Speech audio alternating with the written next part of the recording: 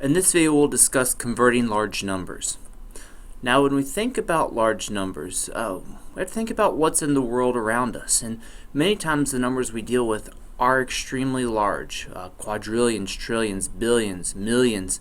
And instead of having to write out that number every single time, sometimes we'll abbreviate it by writing the whole number followed by the place value name or place value category. For example, we say that the national debt is over $16 trillion. We don't write out all those zeros every time.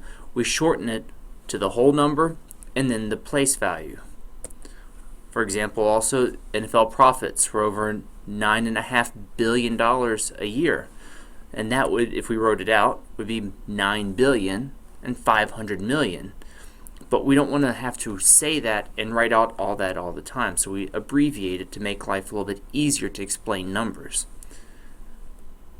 So how do we actually know how to look at these numbers? So if we look at them, we often have numbers that are in two different categories. For example, when we look at discretionary spending in the U.S., if it was $3.8 trillion in discretionary spending, 6% of that, or $228 billion, was spent on education.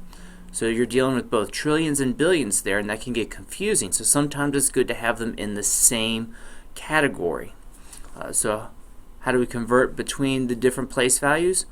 First thing I do when I'm trying to think about how to convert is to write out the number I want to convert fully, with all the zeros and the commas. Then I need to find out where's that comma for the category I want to convert to. If it's smaller than that category, I just need to add zeros until that comma appears.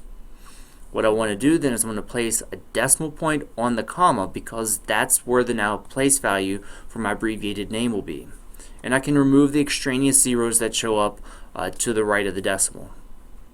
For example, when I want to change $3.8 trillion into billions, I could first write out the 3.8 trillion, so 3,800 billion.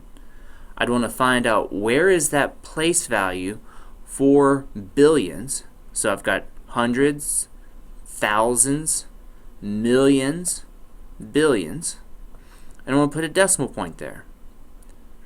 So if I'll read this number, this would be 3,800 billion. So 3.8 trillion is the same as 3,800 billion. Now, say I want to convert a different way, where I've got a number smaller. Say I want to convert 28 million into billions. So first I'd write out 28 million. Now I'd want to say, well, where's the place value for billions? Well, it doesn't exist in the way this is written. So I'm going to add zeros. If I add one here, that gets me up to 100 millions. And then I need another zero to get me to billions. And there's that comma that I need. I place a decimal point right there on the comma, and I can see that here is my new value if I'm converting over to billions. So 28 million is the same thing as 0.028 billion, or 28 thousandths of a billion. Now, why does this work? And that's an important thing to understand. And a lot of it has to do with place value. If you think about how we go from one category to the next, when we go from thousands to millions, we're multiplying by 1,000, or 10 to the third. If we're going down, back and forth through there, it's always multiplying and dividing by 1,000 to go from one category to the next. And it's all because every place value is a multiple of 10. Now we can think about our wording of our number system as well. If you think about what comes after 999, you get this number 1000. And we can say that several ways. We say it as 1,000, but we also say it as 1,000 because there are 10 100s. And so the same thing happens when we go from, say, millions to billions. We get to 999 million. The next number could be 1,000 million, but we also give it a new category called billions. So 1 billion is the same as 1,000 millions. And the last thing to think about why this would work was the idea of thinking about it as a fraction, where our denominator will be the new category we're trying to convert over to, and our numerator is the number we have. So say we go back to that 28 million written as billions.